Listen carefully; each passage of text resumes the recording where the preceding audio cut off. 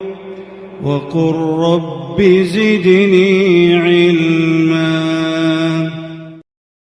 ایک بھائی نے بڑا اچھا سوال کیا، تصویر والے، فوٹوز والے کپڑے پہن کے، ٹی شرٹس پہن کے نماز پڑھنا کیسا ہے؟ وہ کپڑا، وہ لباس جس میں جاندار کی تصویر بنی ہوئی ہے، چاہے انسان کی یا جانور کی، وہ تو ایسے بھی پہننا مکروہ ہے، اسلام میں پسندیدہ نہیں ہے۔ اس کو پہن کے اگر نماز پڑھی گئی تو فقہا نے لکھا مکروہ تحریمی ہے، حرام کے قریب ہے بالکل۔ کیا فائدہ ایسی نماز سے کہ جس میں بجائے ثواب کے گناہ میں ملوث ہو گئے؟ لہذا مکمل طور پہ اجتناب اور پرہیز کرنا ہے، مکمل طور پہ، کہ تصویر اور فوٹوز والے لباس پہن کے نماز نہ پڑھیں۔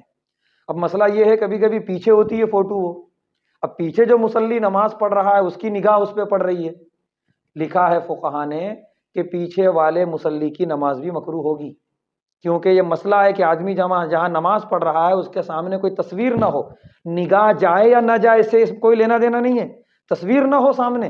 یہاں پر تو سامنے مصلی ہی تصویر والا لباس پہن کے کھڑا ہوا ہے، تو اس کی بھی نماز مکروہ ہو جائے گی۔ اس لیے پیچھے والے مصلی جب سامنے